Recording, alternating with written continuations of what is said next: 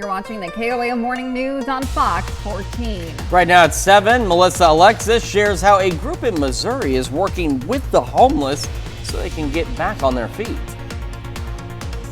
Also, kids in Iola are getting ready for the big stage with their production of Robin Hood. And it's going to be a little warmer today, even though it's a little cooler this morning. We'll have a look at that forecast to get you out the door coming up. The 4 states' most watched news starts now.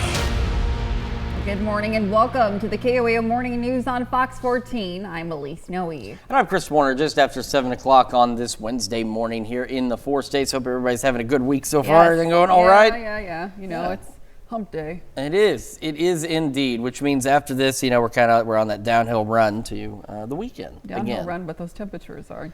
The temperatures are doing the opposite. As we're rolling downhill to get to the weekend, those temperatures are climbing uphill to make it a little unpleasant. We'll talk about all that here in just a moment. But we got something else going on here in the area. A ribbon cutting in Southwest Missouri is a step in a plan to help people dealing with homelessness.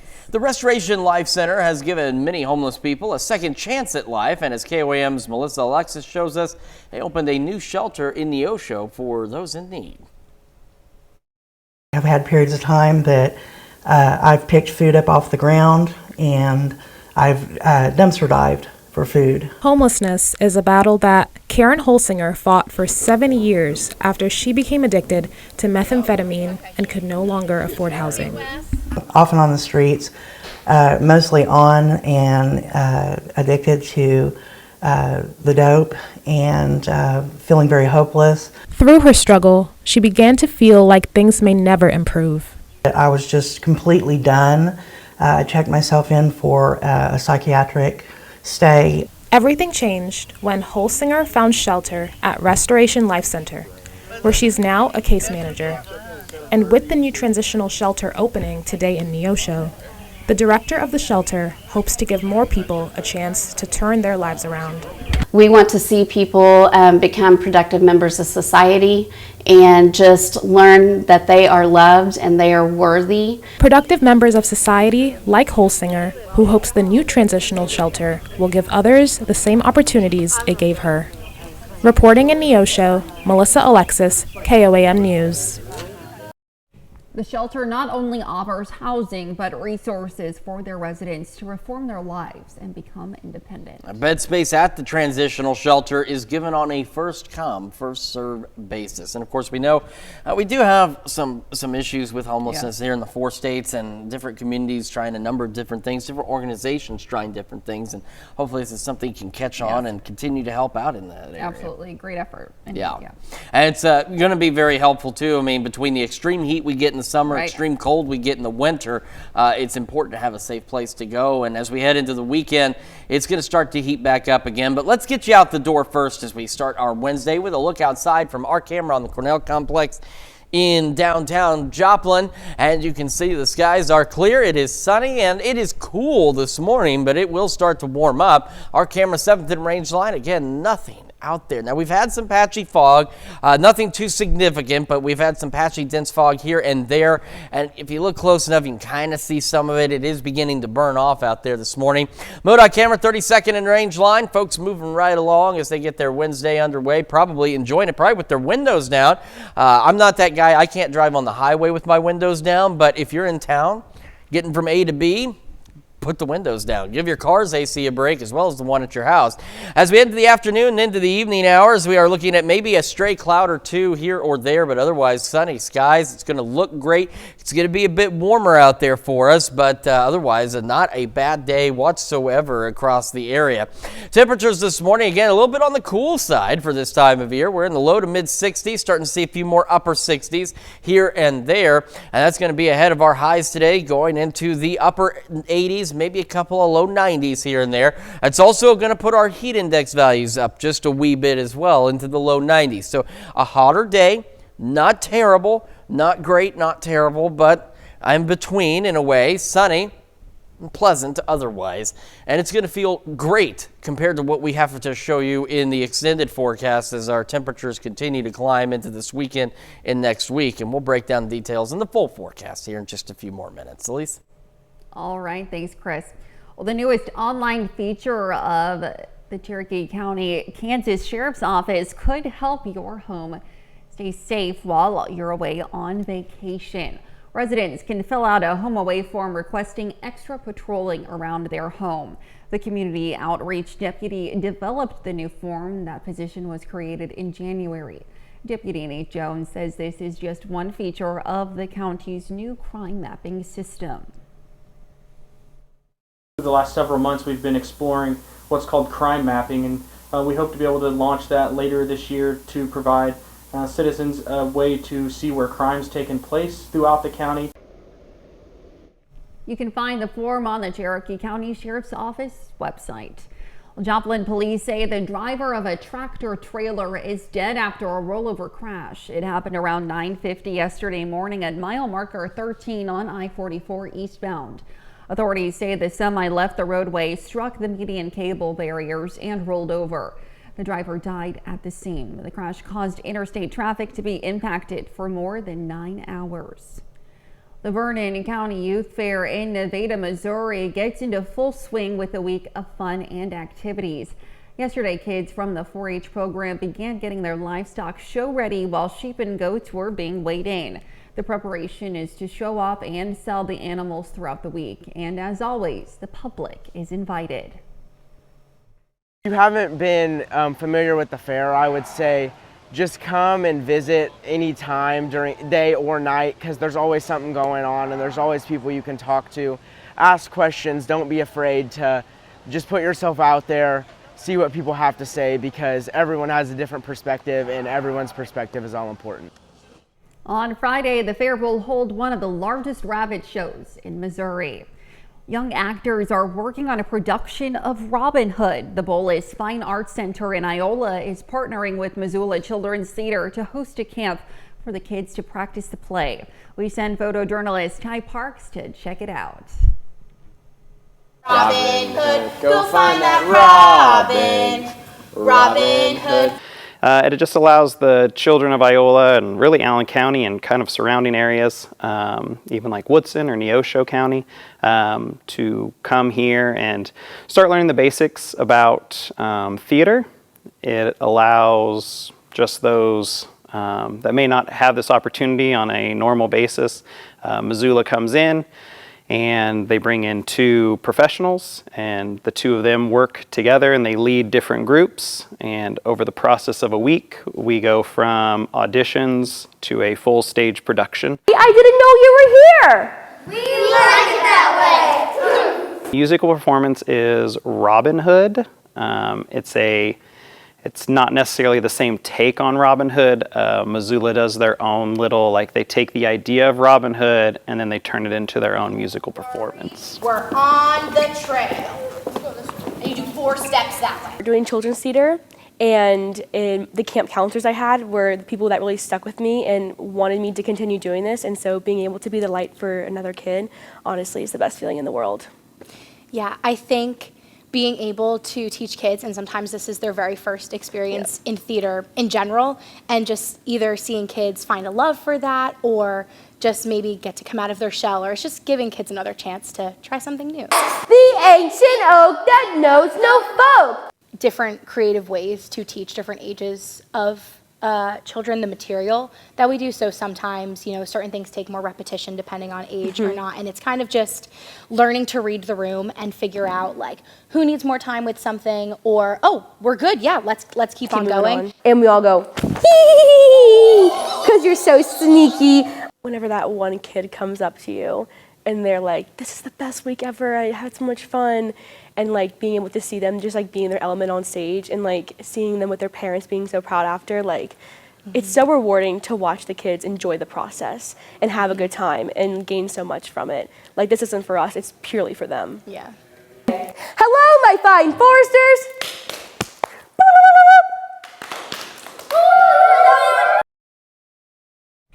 The campers will put their practice to the test with a performance of the play on Saturday at 2 p.m. And those are our top stories this half hour. Coming up next, Curtis Gregory will be with us in the studio, inviting us to partake in the 81st Carver Day celebration. And later, a young cancer patient puts in the work to create a day for patches. You're watching the KOM Morning News on Fox 14. We'll be right back, but first, here's a live look from Cherryville, Kansas, ahead of the Cherryville Youth Fair. Well, the Carver Day celebration is ready to celebrate 81 years.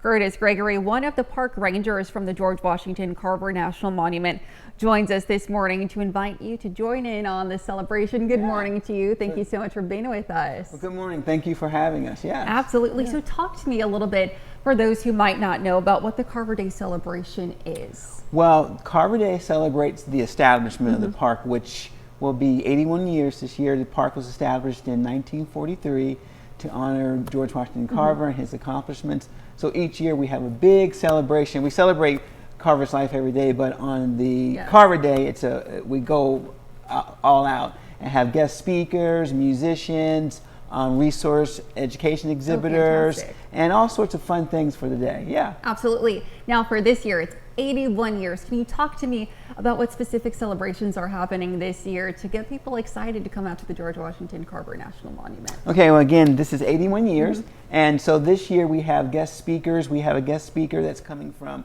Tuskegee University that where Carver taught at for almost 47 years. Oh, wow. It's going to be one of our speakers. And we have musicians from the area and a lot of exhibitors, kids activities. Kids can earn a Junior Ranger badge. Oh, how fun. And so it's going to be a real fun day, Absolutely. And so when is this event? It's going to be this weekend on Saturday from what time? Yeah, it's going to be this Saturday, July 13th from 10 to 3 o'clock and all free of charge. Free of charge. Free of Wonderful. charge, So yes. make sure to go. And for those who might not have been a part of a Carver Day celebration before, what are you hoping that people gain from this experience in this event?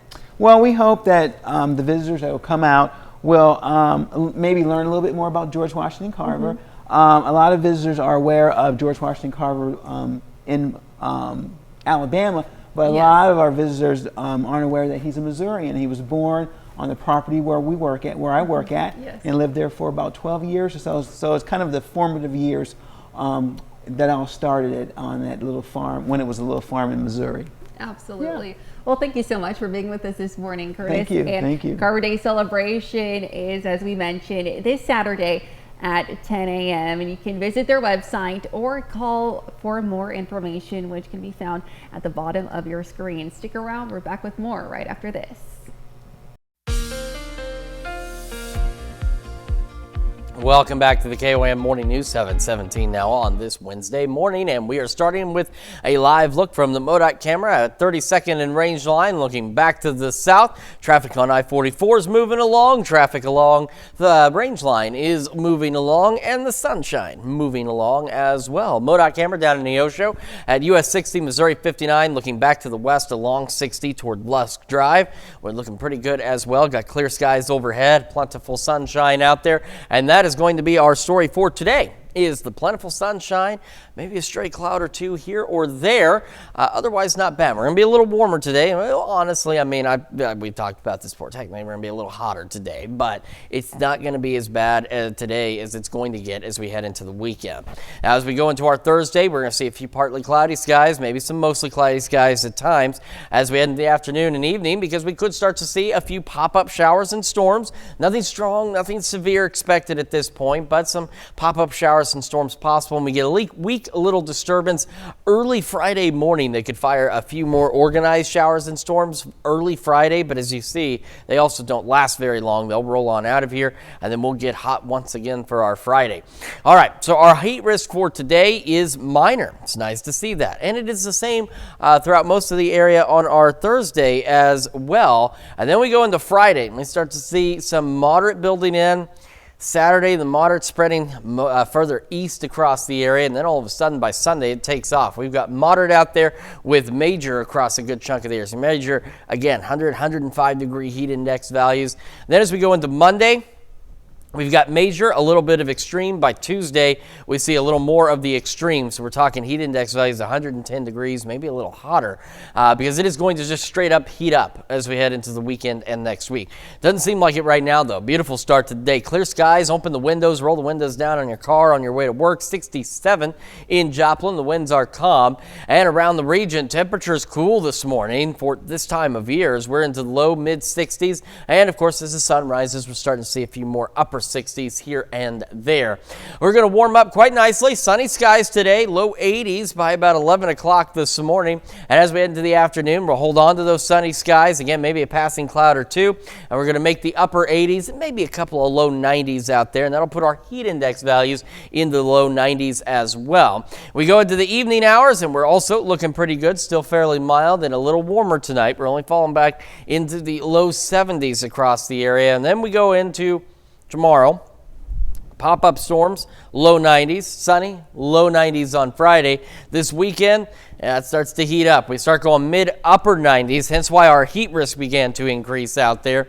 By Monday and Tuesday, take a look at that. Those are just the highs. Remember, this doesn't show you the extended forecast. This isn't talking about heat index values. This is just the air temperature into the triple digits Monday and Tuesday. That's why we have the extreme showing up on the heat risk. Heat index values could push 110, so dangerous heat returning. We get another system in here, though, some pop-up thunderstorm chances Wednesday and Thursday. That cools us off just a little bit and only briefly, and we'll turn around and start to heat up by next Friday. That's Check Your Forecast. We're back with more right after this. Well, it seems like there's a day for just about everything. Donut day, pizza day, but what about for patches? Well, thanks to a young Florida cancer fighter, there is now a National Patch Day. And as Lauren Pastrana shows us, it's all in the name of positivity, one patch at a time. Patch Day. Oliver Burkhart is a warrior, and this jean jacket is his suit of armor. I gotta say, I do love the dragon on the sleeve. The soon-to-be 8th grader was diagnosed with acute lymphoblastic leukemia in May of 2020. It was a hard time, but either you can be humglum, sad, and be like, oh my gosh, this is never gonna end, or you can just get through it, like power through and just get it done with happiness. So his dad, Brian, took to Facebook asking people to send patches, just a little something, to bring a smile to his son's face. To his surprise, even strangers sent them in. And in 1 month's time, we received over 2,000 patches. And so the Oliver Patch Project was born. This is my first jacket.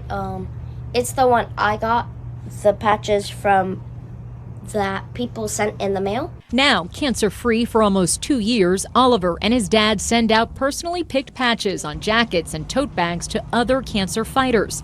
Last year, the project was selected for a special designation. Out of 25,000 applicants, they accept 30 new national days a year, and last year we were granted National Patch Day. More than 1,400 warriors all over the country sport their unique patches with pride. Even former Miami Heat star Shaquille O'Neal dons the denim. For Oliver and his family, this is a mission to spread positivity and kindness. Just to make sure they're loved and supported. Putting a little sunshine in these kids' and families' lives is huge for us. That will never go out of style. Certainly incredible. And I had no idea that it was, he said 30 applications that they did to include, new national days every single year. And the fact that he got one is absolutely incredible and for such a good cause. Absolutely.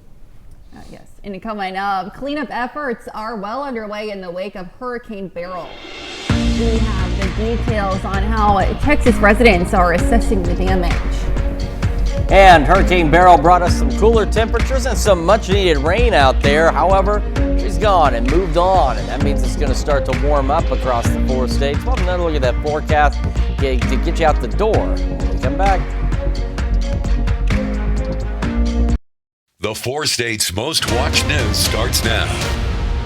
Welcome back to the KOAM Morning News on Fox 14. It's currently 7:29. I'm Elise Snowy. Some Republican candidates running for office in Jasper County met with constituents yesterday. The group Republican Women of Jasper County held their annual ice cream social at Carthage Memorial Hall. Local and state office candidates were invited, and organizers say the goal is to encourage women in Jasper County to participate in the political process. The city of Parsons yesterday cut the ribbon for the opening of an outdoor fitness court at Forest Park. The fitness court provides a way for users to leverage their body weight to get a complete workout at 7 workout stations. It's designed for adults of any age and ability. So we know that a huge part of being healthy is having access to places to go to be physically active, to get nutritious foods, to come together so that you are able to be a part of a community. And what's great about these fitness courts is they really do serve that piece of being able to have free access to physical activity. Users can also download the free fitness court app, which acts as sort of the coach in your pocket. Well, the Webb City Police Department is making sure local kids can easily be identified in an emergency. They handed out free child identification kits yesterday at the Webb City Farmers Market. The kits include a card parents can fill out with information about the child, including their address and medical information. It can help authorities easily reunite a child with their parents if they get lost. So a lot of parents kind of forget or are unaware of some of the things needed if a child goes missing. So it kind of helps us collect all the information we'd need to recover the child as quickly and as safely as possible. So this card is kind of just a guideline. It also allows us to have the fingerprints on file, hospital records, stuff like that that we would need to know if something was to happen to the child. And if you missed last night's farmers market, you can pick up a kit at the Webb City Police Department. After a busy holiday weekend, police are reminding parents to make sure their child knows what to do in case they're separated from you at an event. Before heading out, go over what your kid needs to know if they get lost. Tell them to find a trusted adult, preferably a police officer, but an employee in uniform works too. Make sure they know your contact information so they can repeat it to the adult.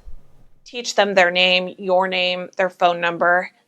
Regularly practice that so that they can repeat it back to you. And again, if they can't recall that information, always have it written down somewhere, whether it's in their pocket, write it on their arm or on a wristband. That way, if you do get separated, we have a way to get in contact with the parents. They also say all children should know their address and parents' phone number. And it's not a bad idea to teach your kid how to call 911 as well. That way they know how to get help, whether they're lost or not. Now here's Chris with a look at the forecast. Yeah, I mean, I still remember my parents' phone number to this day from when I was a kid because they really drilled that into you when you were a child in case something happened. Thankfully, nothing ever happened, but it's very important to know those key numbers. And so key numbers for you today are going to be starting with the number 8 and ending in varying digits, but we're talking about the 80s. Got a great view of the start of this day. Our camera 7th in range line, MoDOT camera 32nd in range line, plentiful sunshine out there. Quick look at the future track just as we hit in the afternoon and evening hours. Other than a passing cloud or two, we are looking at clear skies and temperatures a bit warmer today. So even though we've got a start to the day that's a little cooler than where we were yesterday at this time, we're going to be a little warmer today as well, as we're expecting a lot more sunshine. So that's some low, mid, and upper 60s across the area, but either way you paint it, we are still in the 60s across the board this morning.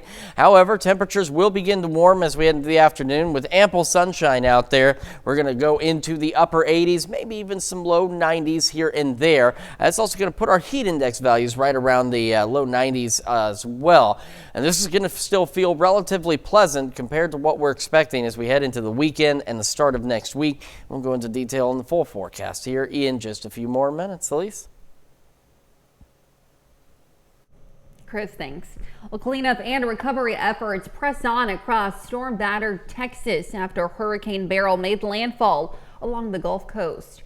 Fox weather correspondent Katie Byrne has more from Galveston, Texas.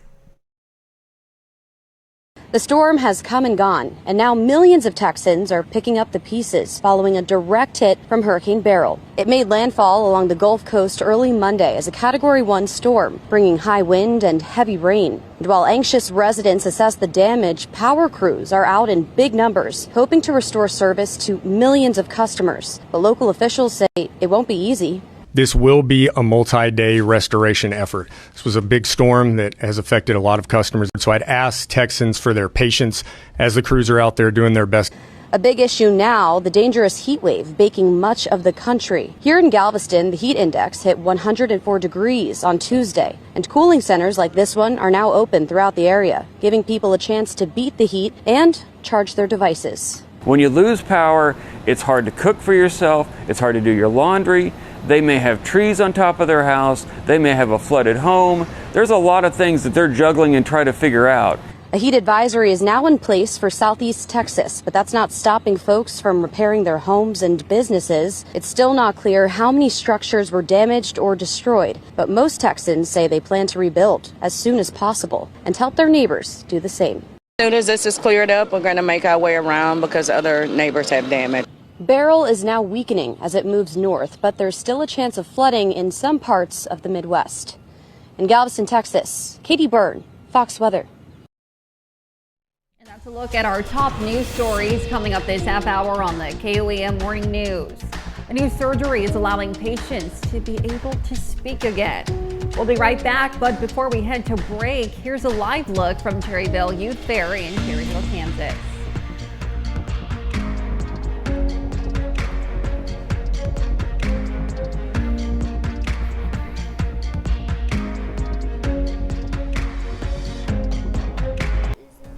In Consumer Watch this morning, Meta expands its policy against hate speech on its platforms. The company says it will take down posts with the word Zionist that targets Jewish and Israeli people instead of referring to the political movement. Meta says it will remove all content on Facebook and Instagram that appears to be attacking people instead of speaking explicitly about Zionism. The company also says it expanded its policy because it previously only covered Zionism in specific circumstances. Are Americans hanging it up or hanging in on their job? A Wall Street Journal report sees a reversal on the Great Resignation trend of the pandemic, when Americans quit jobs and skipped to other ones. Now they're staying put. The report says a workplace consulting poll shows only 35% of Americans will look for another job in the second half of the year. That's down from almost half looking around a year ago. Factors for staying put include tighter labor markets, less benefit to switch, and satisfaction with compensation and work-life balance. The TSA stopped more than 3,000 firearms at airport security checkpoints during the first half of this year. TSA officials reporting they've found 3,269 firearms so far in 2024, which averages out to 19 firearms per day detected at checkpoints. The agency advises passengers to learn proper packing procedures for firearms, which must be secured in checked baggage, packed unloaded, and locked in a hard-sided case. Passengers must also declare the packed firearm when checking the bag at the airline ticket counter. Well, families of the Boeing 737 victims are lashing out at the federal government. Fox News correspondent Madeline Rivera has more from Washington. We have to demand that they do better. And there is no alternative. Plenty of anger from families of Boeing 737 victims, a day after the company agreed to plead guilty to a criminal charge related to its conduct after the crash of two 737 MAX jetliners, killing 346 people. The Justice Department says Boeing will pay almost $750 million in fines and safety upgrades, in addition to being officially labeled a corporate felon. But most of the families say that doesn't go far enough. Boeing has still never changed their behavior. The basic situation which caused our daughter's death is the same. There are still avionic, hydraulic, and electrical problems with these planes. They're now urging a federal judge to reject the plea deal, which would almost guarantee a criminal trial, something the families have been pushing for since 2019, saying it's the only way to fully hold Boeing accountable. Boeing does not make little red wagons. They make extremely complex vehicles that the public trusts with their lives and their children's lives. Just hours after the plea deal was announced, another dangerous safety incident. The wheel of a Boeing 757 plane falling off during takeoff from Los Angeles International Airport. You can see it here flying down the runway. Luckily, the flight was able to land safely in Denver. I feel like that's something that has to be checked periodically. Like, that should not be. The Pentagon says it will take a look at Boeing's safety improvement plan before moving forward with any defense contracts. In Washington, Martha Rivera, Fox News. And those are our top consumer stories. Now let's take a look at the market prices before the opening bell.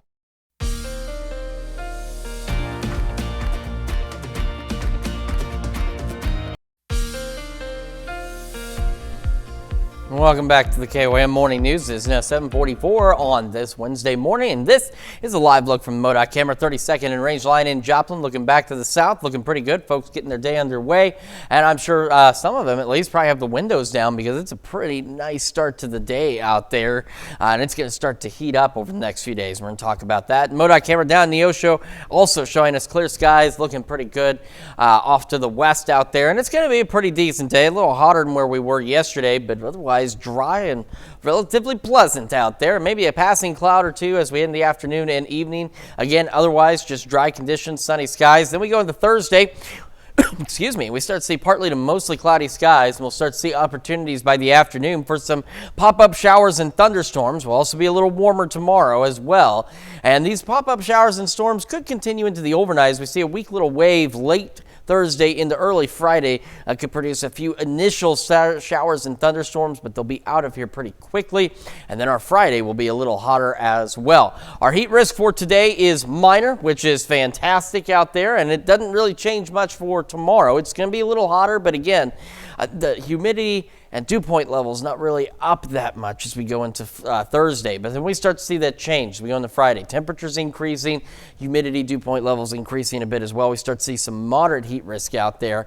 By Saturday, we've got moderate heat risk over most of the area, starting to see patches of major by Sunday, and it starts turning into a little bit more major around the area, and then we see a lot more major come Monday with a little bit of the extreme sprinkled in there, and by Tuesday, we're seeing a little more extreme. So remember, we're talking up to 110 degrees out there as we head into Tuesday.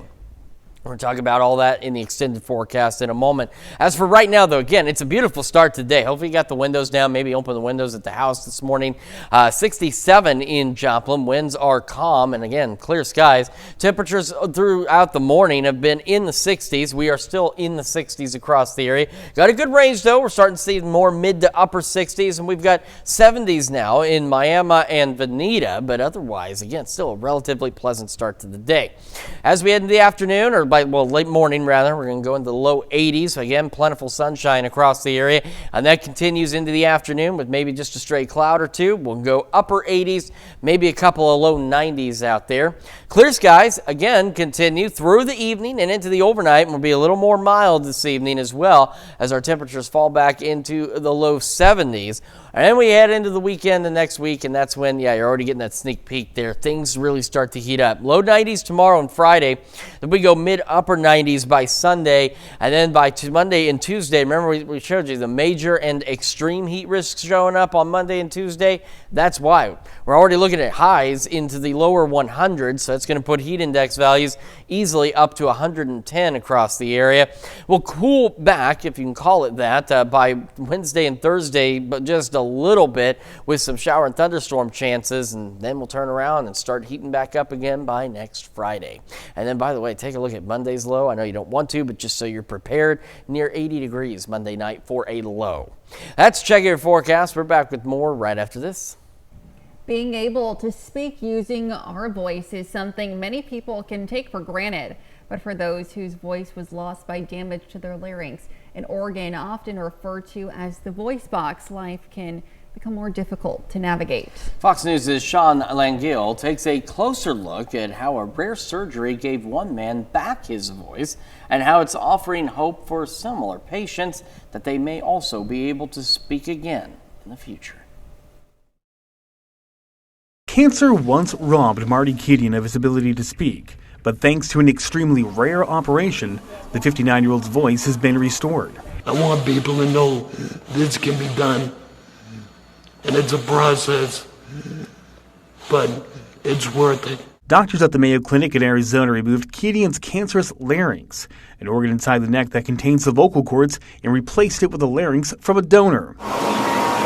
Keating is the third person in the U.S. to ever receive a total larynx transplant. One of the biggest critiques about laryngeal transplantation is that it's not a vital organ.